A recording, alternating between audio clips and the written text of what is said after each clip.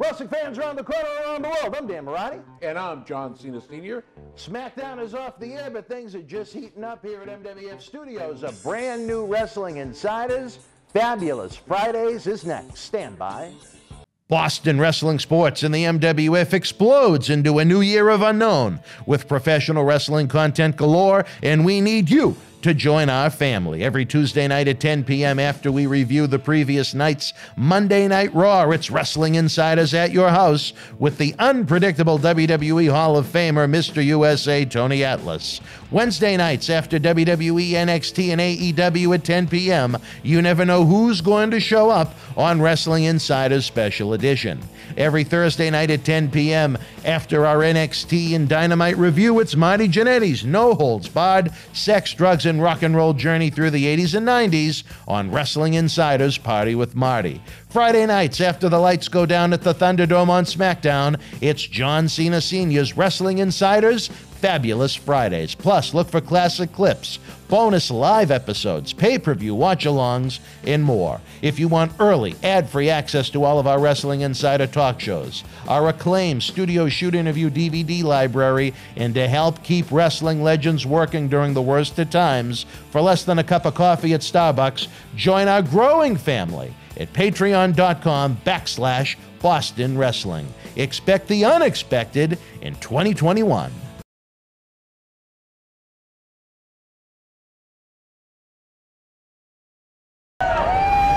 This is Mick Foley. This is Harley Race. This is Shelton Benjamin. This is Mr. Wonderful Paul Orndorff. This is the Monster Abyss. And this is Daniel Bryan. This is JBL, and you're watching the MWF. Be there live.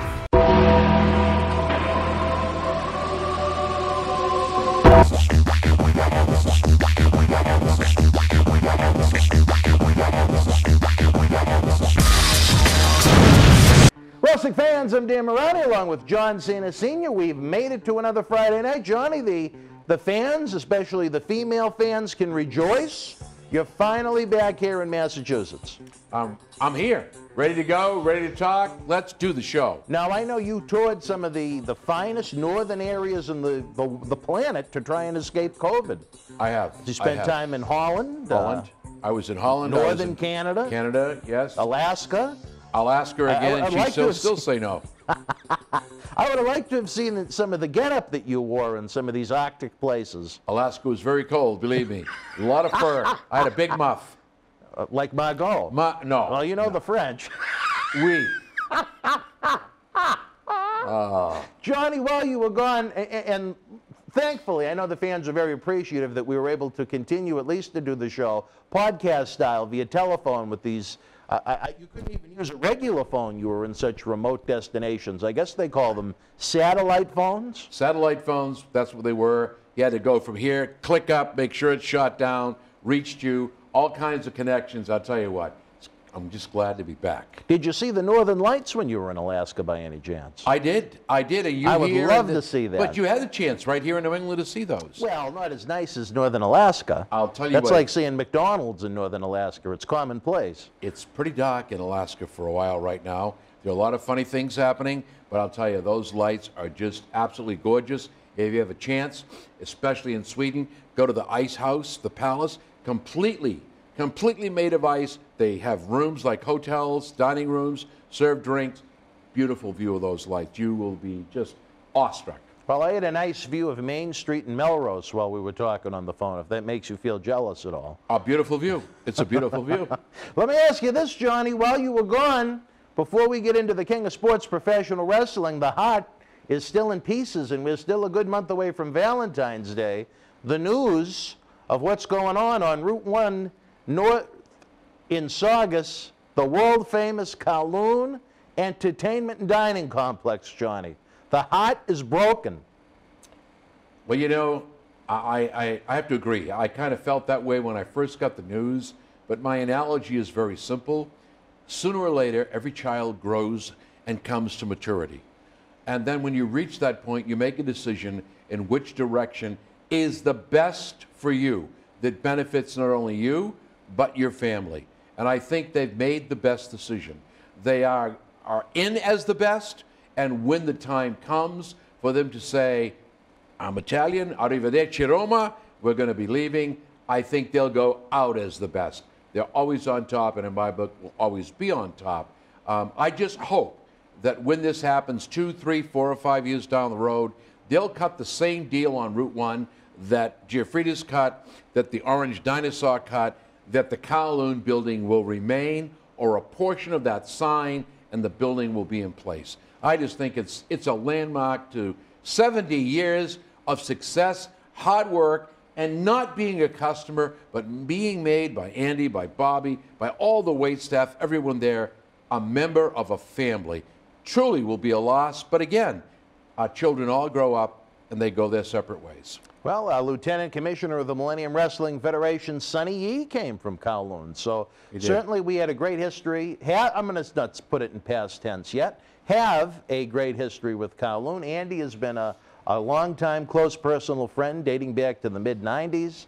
Just the memories of that place, Johnny, from, you know, family gatherings, to going in there in high school with my friends, to going in there with the wrestling guys, which started the wrestling tradition, so to speak, back in the 90s. And nowadays, you know, you've seen the celebrations we've had after some of our live Boston Wrestling MWF events in there. The night I got engaged to Linda Marty, we went to Kowloon before the blessed event took place. That's when the volcano blew right up and covered the whole dining room, I think. I wish it did. Maybe it would have prevented that from happening. Well, everything happens for a reason. I just, you know, you look back at just such a wonderful place with wonderful people. Andy Wong couldn't be, like you said, you're not going to visit an establishment. It's like you're going to see friends and family when you go into Kowloon. And I guess the good news is it's going to be a few years at least before Kowloon is gone. You can still enjoy the great food, the great atmosphere, the great ambiance. They've certainly had their struggles trying to reinvent the wheel, keeping things moving up there during the pandemic, whether it be the hop, what do they call the outdoor dining? Hops? Car hop? They did the car hop, they did the outdoor theater. Yeah. They did a little bit of the Tiki Lounge out there. I guess the creativity of Bobby Wang and the whole family to come up with these ideas. You know what I liked about them in other restaurants also? They did not accept defeat. They accepted the challenge. And in that challenge, they showed people that you should never be down and stay down. There's always a way to get up. And they've proved that. Now, whether it'll be a year, 5 years, 10 years down the road, who really knows? The only thing I can say is congratulations to the Kowloon. It's been a great run. And if you leave in a year or 2 years, because my understanding is they're going to get permits in line for mixed use, will be restaurant, and it'll be, and that's why I hope the Kowloon building remains. You know, and apartments, they own all that land back there. It's a lot of land. There's a lot of land back there, and the word through the grapevine was they don't own the land. They do own the land, from what I understand. Oh. Yeah, I understand. I don't know. I'm not privy to that information. But when it happens, sure, it'll be like, remember when my sons all moved out? There was great silence in the home. The greatest treasure of all was there all the time, and I never really saw it till it was empty. It'll be the same thing with the Kowloon. You know, I say to folks out there, if you have not had a chance to go there, get there now, because you never know. It could be bing. And the way time flies now, what did I say to you a couple of years ago? Don't blink, because it'll be Christmas before you know it. And what are we doing? We're sitting here doing a Christmas show. Can you believe it's been 10 months since everything, even with the pandemic, is broken? It's crazy. It just kind of hit me the other day. But, you know, sometimes it's the small details they say. One thing I really liked about what the Kowloon did after the pandemic was they kind of toned it down a little bit. It was a little bit more relaxed. You saw Andy and Bobby, they were in their Polynesian shirts. They had on shorts as opposed to the usual suits that you'd see them in customarily. And I really thought that, you know, where the whole world had kind of toned down a little bit, I thought it was a nice touch that Kowloon did the same thing. I think that the pandemic has changed a lot of things. Mm-hmm. I think it's changed the way we'll do business for the next 5 to 10 years. Well, this is going to be a very slow recovery. You know, people talk to me about the masks, not my wrestling mask, but the masks. I can see those going right through this year, maybe part of next year. There'll be that uncertainty. You still think we'll be wearing masks a year from now? There'll be that uncertainty. Really? I believe there'll be that group or groups that will say, it'll be like the foreign countries, where they wear them constantly in packed crowds on trains. I just think you're going to see that they'll be overprotective, especially when they come out with things like, oh, we now have this stray coming up from Africa. We're not sure the vaccine will be able to handle it. What's going to handle it? Wear a mask. I'm going to be honest with you, the mask is my friend, but it's also my enemy with my asthma. I put that mask on and it's like, oh, God, help me. I can't breathe. And you're really not breathing anything out. You're taking all the germs you're breathing out, they're hooking up to your mask and going back in your lungs. I just did a stress test, and I've got to tell you something. I thought I'm a little overweight, which I am. We're losing that. But I did a stress test with a mask on. I think that was the most unfair situation in the world. First of all, I have compromise with my asthma, and then to put a mask on? I thought when I laid down to get the ultrasound for the final test, I thought it was it. Not that I should be complaining with people with certain medical conditions, but the most difficult part for me is when my vision is so bad. Oh, yeah. When I put the mask on, I go out, I breathe, I can't see. It fogs your glasses up. When we were down in, I told you we went to, I had to go down to Florida on work, and we went to the amusement parks a couple of days. One day it rained, and it was so bad, I was basically putting my hands on the kid's shoulder to kind of navigate me as if I was blind to try and get through the parks because they were so foggy. Give you a trick. What's the trick? The trick is, if you don't mind, rub a little shaving cream on your lenses before you go out with the mask. I don't know if you ever tried that in the morning when you shave, because you don't shave, you're trying to look like Mick Foley. But when you shave, if you put shaving cream on the mirror, and then you take your shower, wipe it off, there'll be no condensation on the mirror. Really? Yeah, it really works pretty good. I've tried it a couple of times. It works well. So every morning before I leave the house, I should do this? You don't have to do it every morning. Just when it starts to wear off. Just make sure. No, but I mean, like if I know, for example, today I have to go to the post office and to the supermarket. If I had shaving cream with me, today. I'd spray the cream in my glasses lenses and then wipe it off? On both sides, yep. And then wipe it off? Wipe it off. How long would I leave it on for? Just wipe it in, wipe it off. Wow. Wax on, wax off. Why didn't we have this conversation a month ago? I don't know. And then I recently did a wedding and with my mask, and it's very difficult to read the service. So a lady in the audience was very kind. She said, put the mask on, now put your glasses down this way. And you know what? I could still read the book, and they didn't fog up. So it's the distance. It works out really, really well. Hopefully, somebody, the other thing was with the tissue, to take a tissue, and as you take your mask, you fit the tissue into the mask where the wire is. I use a little bit of tape, and then put that right up like this against your face. And what happens is, as you breathe up, the moisture is trapped by the tissue. There's another good little tip for those people. Well, I mean, for those people that are looking for tips. Believe me, I don't know how bad your vision is without the glasses, but mine is, it's atrocious. I can't read without them. Neither can I. I have good distance. I don't have either. I'll know tomorrow how bad it really is. I've got to go for my tests. Eye tests, yeah. Yeah, and check my glaucoma, my pressure in my eyes. So we'll see what happens tomorrow. But I'll tell you, those little tricks have really, really helped out. Look online for anything that will prevent fogging on a mirror. If it works on a mirror, it'll work in your glasses. Just make sure whatever you put on those glasses are safe. Because remember, once you take those and put those up against your eyes, for example, I had a friend that used to wash his glasses with Windex with ammonia. That's not a good thing for you to use. Or vinegar, don't use that either. Just make sure it's all natural. It won't irritate your eyes. And then I'll tell you what, if it works on a mirror for non-fogging, and there's 1,000 of them out there, try it in your glasses. It works well. Well, wrestling fans see we provide not only great wrestling entertainment, but world travels, restaurant reviews, and how to keep your glasses unfoggy during these corona times. But to think, I don't know, Johnny, another year of masks? I don't know. Well, I think people are so confused. We're getting used to it.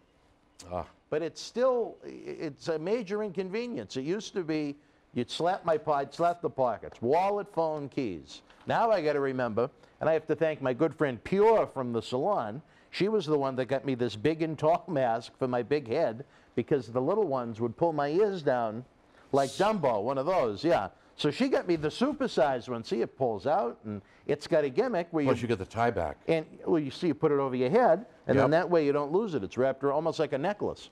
Plus they have the little, like a shower curtain on the back. You can pull it so you adjust it to your face. Yeah. So I have to thank our good friends over at Noel Salon, 347 Pleasant Street, downtown Malden, Massachusetts, just a hop, skip, and a jump away from the Malden Center T-line, noelsalon.com, 781-324-9779. I'll stop by and say hello. Oh, they'd love to see you, baby. Oh, They've right. been itching. Oh, all right. We can't tell Margot, though. Good. Margot, by go. You'll be on the go-go if Margot... All right. Oh, all right. All right, wrestling fans, we talked a little bit about COVID as part of the opening of this show. It's a great segue into what's going on in the world of professional wrestling, Johnny. For the first time in 10 months, this past week on Raw, the word COVID was actually mentioned as the WWE champion, Drew McIntyre, is... got the disease right now. I guess he is asymptomatic. He's not feeling too sick, which is a good thing. I was told by sources there are 3 other superstars in the company right now that have it that have not been revealed. They've just kind of been shuttled away for a little bit. So my question, Johnny, is, and I know we've had this discussion before, do you continue to believe it can be safe to have this live wrestling in 2021? I know the major league companies don't want to give it up, but I mean, AEW has run into the same problem with some of their active talents coming down with the COVID. It's such a fluky disease. It's so unpredictable that just when you think you got it beat, bang, there's a new strain. Or bang, somebody you never expected. In 100 years, I would never see McIntyre or anybody else, as a matter of fact. So it has to initiate in the locker room, has to initiate in the production. When you start opening up to the public, you're just asking for problems, asking for problems. You know, like you just said, we were discussing earlier, the governor of Massachusetts said now gatherings are limited to 10. Okay, Vince, bring the show. You know, I just kind of sit back and I don't know. I'm not Vince McMahon. I wish I were sometimes. But you got to sit back and think about your talent. And I think as soon as you begin to intermingle, as soon as you allow people to go outside the circle, you know, you're not keeping them inside quarantine living quarters. They're allowed to go and do their business. Look, it's just like you and I. There's a chance that when I go to Shaw's or you go to Hannaford's, wherever you do your thing, there's always that chance you'll pick it up. Sticks to your clothes, sticks to your mask, sticks to the bags, sticks to the vegetables. Go to a restaurant. So you know what? Who knows? But I'm in shock. Maybe Drew will drop the belt, which I doubt. You know, who the other 3 are? Who knows? But you know, when you have 4, that's a lot. Do you think the WWE might be better off maybe attempting an NBA-like bubble and have the guys work in rotation for maybe a quarter of a year and to try and do maybe some unique things? That won't work for Vince because of the paydays. What do you mean? Contracts amounts. You know, how you work 3 months and then you're going to go and work 3 months. When your contract is based on your draw, obviously you know how it works. So if you put more butts in seats, you sell more merchandise. Well, there's no tickets being sold right now anyway. So. But there has to be. I don't mean, let's put it this way. When I talk about tickets, it's people that click the channel on, click the channel off. So, you know, you'll turn in to see Drew McIntyre against Braun Strowman, let's say. I'll turn in to see Cody Rhodes against Kenny Omega. And I'm just being hypothetical here. So that's what the click is. Those are actual tickets. Those people are saying, yeah, we like the product. This is what we want. So they are those people that are putting butts in seats, basically. But the numbers seem to be declining. I think that $2 million jump they had with the Legends. Oh, that was a one-off. You'll never see that again. Never. No, you know, you'll probably see it again the next time they do a Legends reunion show. If? What do you mean? A lot of the Legends, you know, they're going to the Legends. They're going to Legends house, yeah. I lost my train of thought there for a second. Well, Well, let me ask you this. You've seen now in the NBA, games have had to be postponed because they haven't had enough players to be able to play because so many have been infected with the disease. Could you see that happening on one of the wrestling shows, one of the wrestling brands, whether it be Raw, SmackDown, AEW, NXT? What would happen if they ran out of wrestlers to produce a show? Well, let's put it this way. One, I don't think they will ever run out of enough wrestlers to produce a show. There's such a tremendous amount of talent out there now, especially with WWE, NXT. You know, they got one in Europe now. They're talking about India. I think there's a good flow of talent. I just question whether there'll be so many infections within the industry that the CDC, the states, will say no more, period. You cannot do a show until this is completely under control. Massachusetts is off the charts. Right now, we're a hot spot. We're on fire. It's like, wow, who wants to hear that? Why 10 in a gathering? Now we want to close gyms. What's that do for people who want to go to church or people who want to go out to eat? Look at the restaurants. They're struggling now. And you want to limit them to 10?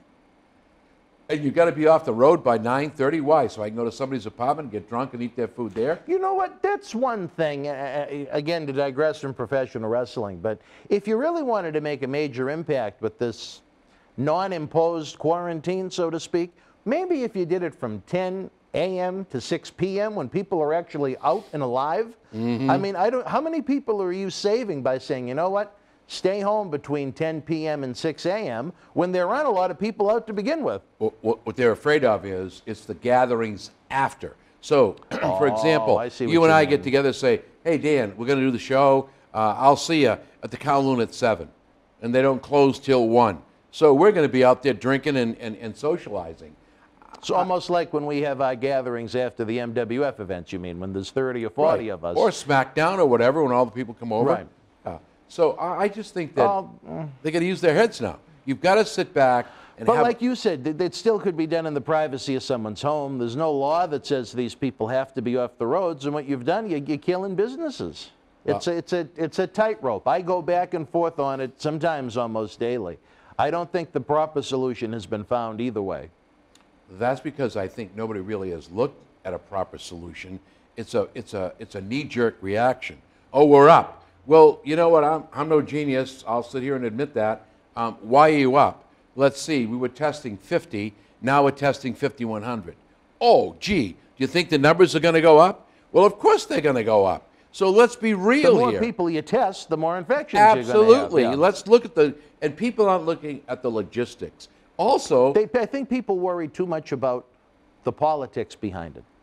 If you're a Republican, it's non-existent. If you're a Democrat, it's a death sentence. And I think the reality is, and I've told you before, I register as an independent for that very reason. I don't want to be a part of either one of those parties. I'm independent. And I think I look at it with a little bit more common sense. I agree, because I don't think really, in today's political world, there's no need for Republican and Democratic Party anymore. They can't agree to disagree and still come out with something useful. It seems vindictive lately. There's just no sense. It's turned into pro wrestling for adults, that aren't pro wrestling fans. Very high-paid wrestlers, too. You know, so I'm saying, forget all this stuff. Dan Marty wants to be president. Johnson is senior. If he gets enough votes, he becomes vice president. You win. And that's the way it goes. None of this crap will get the woman in, and then this guy will resign or something will happen. She'll be the first female president. You know what? Let's stop. Let's stop the world. Let's get back together. Let's unite. Let's put it behind us. COVID, is it a political situation? It's turned into it. Could it be averted? Yes, if the numbers were given correctly. If Dr. Fauci wasn't scaring the shit out of everybody. If he came out clean. I mean, God bless him. But he's got a factory that manufactures the vaccine. What happened to Deborah Birx? I know you had some personal conversations with the doctor, but... Gone. She's dead? No, gone. Just, you hear any more from her? You don't hear any more from her, do you? Birx flew like a bird, I guess. I don't know where she went. I think now, do you think Sleepy will have some things to try and help? Well, first thing Biden has said, the first 100 days, he intends to mandate masks One. And I think that's a good thing. Well, yes. As much as I hate the mask, I think it's a good thing. You know what? At the end of the day, whether you're with it, whether you're against it, let's just see if it is the solution. What's the worst thing that happens? You wear a mask. It's not hurting you or anyone else around you. If anything else, it's potentially preventing and helping the cause. So maybe Sleepy has the right idea. I don't know. It's a nuisance. 100 million vaccinations are going to be out in his first 100 days. Do you really think, though, they'll be able to get that many done, even if they have that many doses? Yes. And the reason you think they'll be able to plow through 100 million people in 100 days? Yes, I do. And here's the reason why. Why? If you notice, all the satellite hospitals that were closed are now opening up again. For whatever reason, they're opening up again. All these little places that have been closed through this whole pandemic now, all of a sudden are popping up. And the first thing your guy, our guy, anybody's guy, said is that he will approach Congress, the House, and the Senate for more money so that they have the dollars to get medical people out there to provide the shots. Well, let me tell you something. Go to Walmart and get a shot. Just wait. I can just see this in my head. Going to Walmart to pick up paper towels and seeing the lines out the door. I mean, they're fighting over masks. They're going to kill over who gets the next shot. Walmart, CVS, I can just see it now. Hospitals, clinics. I would see it more along the lines of, not that a lot of the fans would be aware of what we're talking about, but have you seen the little testing area they have in the parking lot at the Square One Mall in Saugus? Yes. That, I think, is probably along the lines of what you'll see, where people almost do a drive-through. Route 1 coming back from Maine yesterday. I was in Maine. Right there on the left-hand side, there's a huge building, COVID testing. Oh, okay. WebMD. So maybe that's how they'll do the vaccine. I don't know. But that'll be just another for somebody to make more. 3 executives from a company who shall remain unmentioned right now are not waiting for the cash cow to come in. They just went after it. Each of these executives, 3, have cashed in their stocks of $46 million. Wow. Only a portion. So let me tell you something. Is it political? I believe it is. Is it a moneymaker for certain individuals? I believe it is. At whose expense? Yours and mine. Yours and mine. And the federal government's paying for the vaccine. The vaccine is supposed to be free, but it's not. So there's a lot of issues here. Will we do 100 million doses? I'll guarantee you. And what about people that can't afford a vaccine, that don't have insurance? What do you do then? They'll get it free. Free vaccines. They'll get it free. I'll tell you right now, there are people receiving the vaccine that are not even on the lists. California is giving out vaccines to those people who are not even registered. And what was happening there was Dan and John sign up for the vaccine. We don't show. You want come on, you want a shot? Come in and get it. I'm just curious right now, the reactions, the side effects that are occurring. You know, I guess it was on one of the TV shows. I can't think of the name, Howard and Kelly or whatever it was. The doctor made a statement, and the person was very good. He said, so what do you think about all these people that are getting sick or dying? And the comment was, which I kind of didn't like, but it was there, well, when you give 1.5 million doses of any vaccine the first time, you expect this kind of thing. Well, hello. Well, you know what? I hate to use an analogy, but I mean, look at the vaccines that are given to young children and babies. And, you know, there is it's a small percentage, but there's a percentage that wind up with, you know, various forms of retardation, you know? You know what? It's not a perfect science. But you and I grew up, we all had vaccinations. We all had mumps and measles shots. The difference between, and here I go, pontificating. The difference between then and now, oh, my kid's allergic to nuts. My kid's allergic to peanut butter. Don't give them whole milk. That's not any good. Don't eat eggs. That sucks. Let me tell you something. We have, through our own stupidity, reduced the immune systems of a lot of people. Our own children. We place ourselves in harm's way. You know, I don't know how good the masks are, but what would it take if we didn't have masks? What would happen? It's a crapshoot, isn't it? It is. Yeah. And when you start getting the numbers on, there are 400 million people in this country. 400 million. How many deaths have been reported so far? 350,000. Divide that out. what percentage of the population is that?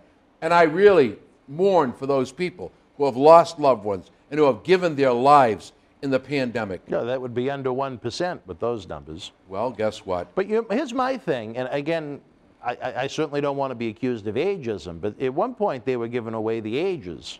They kind of stopped doing that now. Now, if this is something that, I know in Massachusetts at one point, I believe, wasn't it about 2/3 of the people that passed were all in long care facilities? That's correct. Go ahead. So, I mean, do you shut down the world for that? I don't think so. I think that what they should have done is to see what the situations were and how compromised these individuals were or are. The one thing you're not getting is, okay, Mad Dog Vachon, God rest in peace, brother, just passed away. It's COVID-19. Well, then we do the autopsy and find out it's a heart attack. Or he was compromised before he started, and COVID, because of his lung situation, took the toll. You're not getting that. You're getting solid numbers that are not solid. You're getting people, saying to you, I'm not sure the masks are going to work. They might be working. Dr. Fauci again is saying, well, he doesn't think you'll be able to have ball games, wrestling shows, gatherings until maybe September or October of this coming year. Whoa, wait a minute. So what good is the vaccine? The first shot only protects you against 50%. And really? 50%. I didn't know that. 50% effective. And then you get that second shot, which is the whammy, that's the 94%. And that's the shot that's causing a lot of problems. Well, even 94% leaves room for error. Well, and again, you know, I always say medicine's a practice. They practice on you and I. This might be a good example. The Sheik used to practice his medicine. I like it. Bring him out. I like that.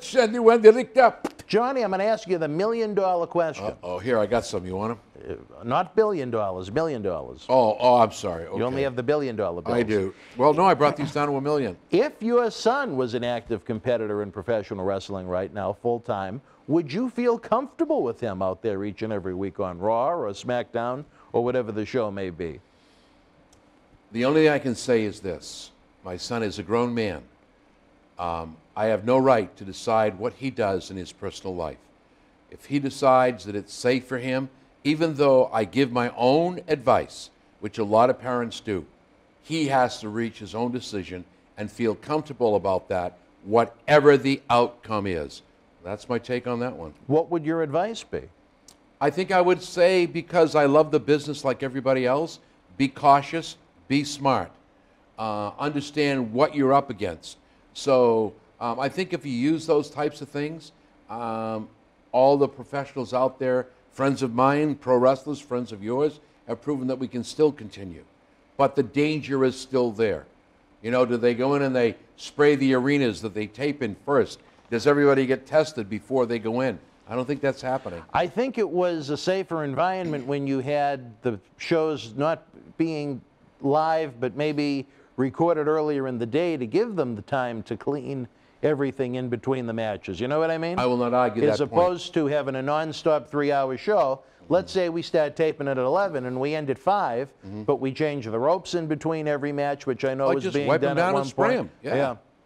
But crazy situation, Johnny. I wanted to put it out there since this seems to be a COVID topic, theme show at least, along with friends at Kowloon.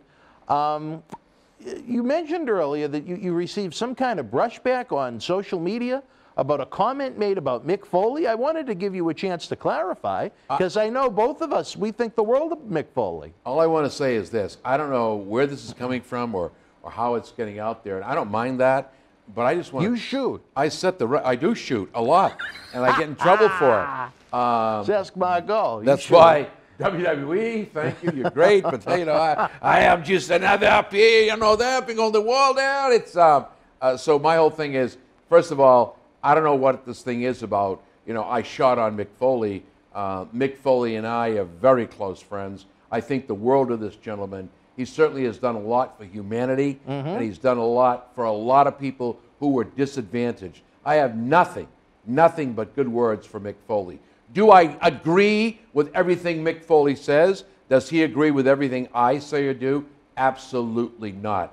That's why we can disagree on some things and agree on some things and still be friends. So wherever it's coming from, Dan, I really don't know, but I've been getting a lot of little clips. I knew nothing about it until you mentioned it today. Yeah. And I don't know where it came from or why, but I can't, at least on our shows, I can't recall you saying anything negative about Mick. I know you brought up, I believe maybe you mentioned that he referred to the, he used Twitter to tell Vince McMahon to get Trump out of the Hall of Fame. Maybe Right. that was I that shot it, pretty or hard on the president. maybe that was it. I don't know. Okay, but I didn't shoot on Mick Foley on that. Well, I just simply said, who would it be? Who might it be? And you said who it was, and I said, you know what? And then I went off on Donald, and I'm a Trump supporter, but I tell you, I'm not going to go there anymore because I get very upset. I hope, and I'm going to add this if I may, that people in this country use their heads. No more violence. No more attacking Capitol buildings, which you say is going to happen in all 50 states. That doesn't say we're united. It really doesn't. And I think having some friends who were in that protest who said it was very well organized until other people began joining it, which caused some of this disruption. It was never intended to be what it was. And whether this man, the president, his son Jared, decided to put the pot up to a boiling point, please, America, now is the time to come together. Now is the time to show the world that we have been, we are, and always will be one nation under God, united with liberty and justice for all. Let's show the world. I think indivisible was the word you were looking got it. for. Thanks. Indivisible. Good man. Do you think Sleepy and Kamala are going to be the two to bring us back together again? No. You don't? I do not. I do not. I think that there's high hopes, but it's just not going to happen. First of all, you still think there'll be a lot of resentment? There's no way that people are going to accept what they're going to see. First of all, the man who's just been elected president of the United States, nothing against Donald Trump. He's the only president, I said it before and I'll say it again, who made promises and kept them. He's done a lot of what he said he was going to do. Maybe not the right way, but he did it. He's going to have a lot of things in foreign policy, local government, just trying to clean up the mess. It's going to take at least 3 or 4 years to work on that. You know what? I would have hoped there would have been a change with the Speaker of the House. I would have hoped there would have been a change there. McConnell, thank God, he's done. We've got to change. Oh. What we need is change, and we're not having that. Forget about Sleepy. There's one that needs to be put to sleep in Mitch McConnell. Well, and now, you know, what do I see in the news yesterday? Kamala Harris doesn't look good on the cover of Vogue magazine. Vogue. People are upset with the way they portray her. Hello, America. Are you crazy?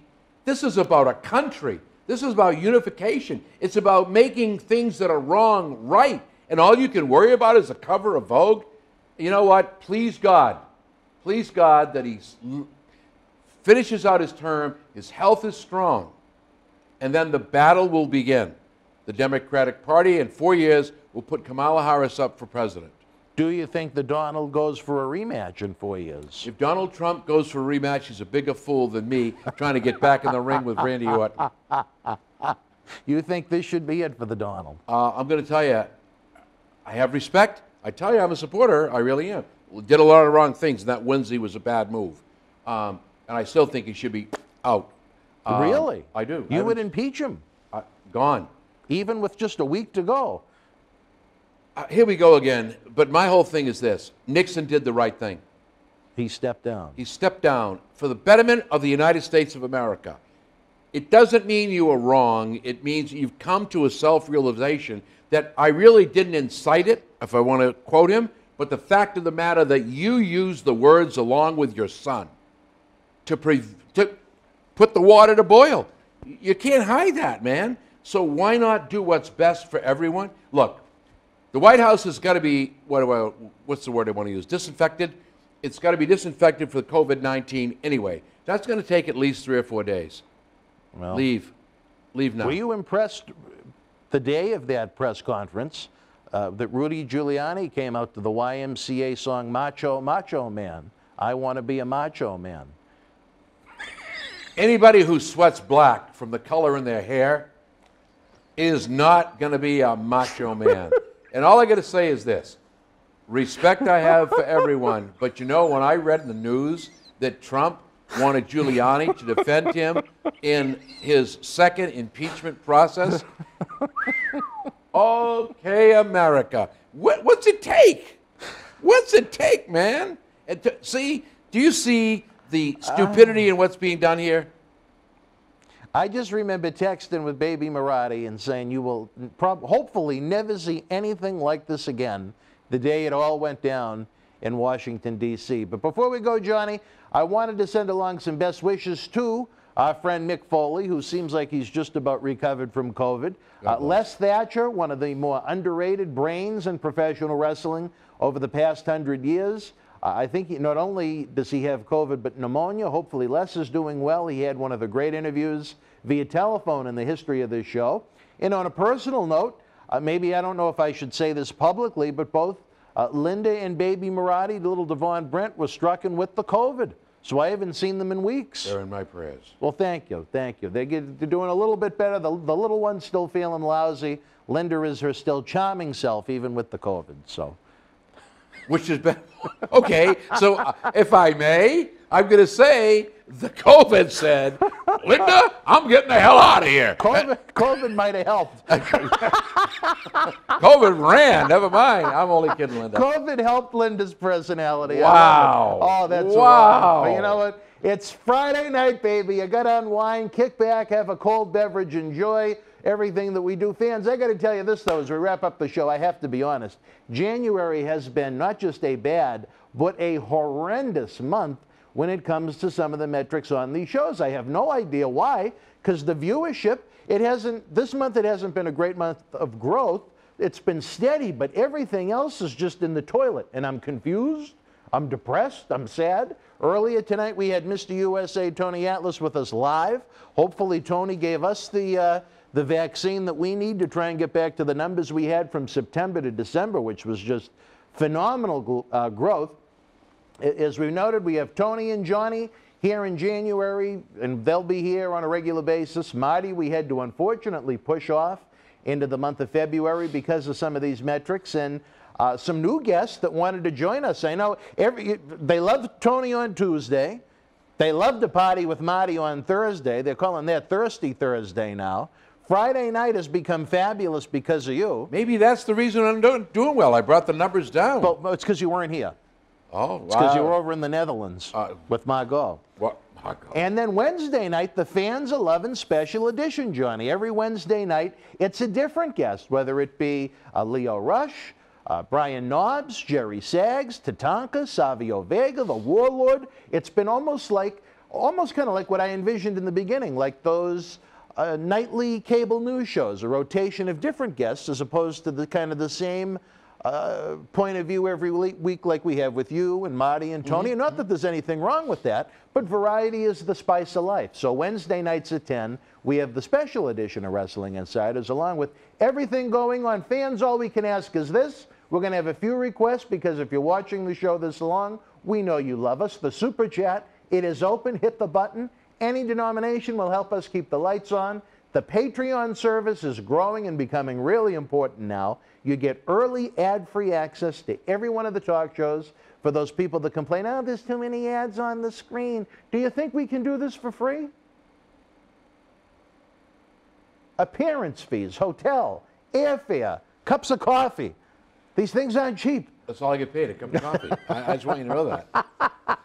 We need all the help we can get. For less than the cup of a coffee down at Starbucks, you get early, ad-free access to every episode of Wrestling Insiders. You get the Studio Shoot Interview DVD library, and you get to know that you're helping keep wrestling legends working. At this point, we mentioned 10 months ago, the pandemic struck, Johnny. Look at what so many of our brothers have been through the past 10 months. There's no live wrestling events. There's almost nothing in the way of autograph signings and personal appearances. There have been some cyber signings and so on, but these are people that are making a mere fraction of what they were accustomed to and what they need to survive. Luckily, we have the platform that is this studio to give to them if the fans can support us in helping cover the cost to do so. And don't forget, the eBay store is open 24/7, baby. We got collectibles galore, many of the things on this set, many more that are not on this set. Links can be found in the description box below. For my Friday night partner in crime, People want more of this. Marty Jannetty every week wants the Fabo Pop. I'll bring you a case. I got to order some for February. Is it going to, I know you said you had some issues with the manufacturing. Has that been resolved? Or? Well, the COVID, everything slowed right down, so they had to basically shut down. Apparently the only thing that hasn't slowed down is Margot's libido. No, Moniz is the only libido I'm after, so Margot is on the go. I know it's Friday, Johnny, but come on now. Oh. For John Cena Sr., I'm Dan Marati, folks. We'll see you Tuesday night with Tony Atlas once again to kick off every week studio shoots, and then this man will be back next Friday night after SmackDown. Until we speak again, you and yours, be healthy, stay well. Good night. On Sunday, January the 15th, 1995, the World Wrestling Federation was live at Meadowlands Arena in East Rutherford, New Jersey. In the opening contest, Aldo Montoya beat Stephen Dunn. Henry Godwin with the win over Bob Holly. The Allied Powers battled Bam Bam Bigelow and King Kong Bundy to a double countout. Bret Hitman Hart defeated Owen Hart. Wink and Pink the Clown victorious over Sleazy and Cheesy. Duke the Dumpster Droese beat Timothy Well. WWF Women's Champion Bull Nakano retained over Alundra Blaze. WWF World Heavyweight Champion Diesel retained the title over Jeff Jarrett, who replaced Bob Backlund. And The Undertaker defeated the Native American Tatanka. If you were in East Rutherford live, share your memories in the comment section below. Don't forget to check out our eBay store and WWE t-shirt fundraisers. Links in the description box below so we can bring you more interactive studio shoot interviews to relive the good old days of professional wrestling and keep legends working. Boston Wrestling Sports and the MWF explodes into a new year of unknown with professional wrestling content galore, and we need you to join our family. Every Tuesday night at 10 p.m. after we review the previous night's Monday Night Raw, it's Wrestling Insiders at your house with the unpredictable WWE Hall of Famer, Mr. USA, Tony Atlas. Wednesday nights after WWE, NXT, and AEW at 10 p.m., you never know who's going to show up on Wrestling Insiders Special Edition. Every Thursday night at 10 p.m. after our NXT and Dynamite review, it's Marty Jannetty's No Holds Barred Sex, Drugs, and Rock and Roll journey through the 80s and 90s on Wrestling Insiders Party with Marty. Friday nights after the lights go down at the Thunderdome on SmackDown, it's John Cena Sr.'s Wrestling Insiders Fabulous Fridays. Plus, look for classic clips, bonus live episodes, pay-per-view watch-alongs, and more. If you want early, ad-free access to all of our Wrestling Insider talk shows, our acclaimed studio shoot interview DVD library, and to help keep wrestling legends working during the worst of times, for less than a cup of coffee at Starbucks, join our growing family at patreon.com/Boston Wrestling.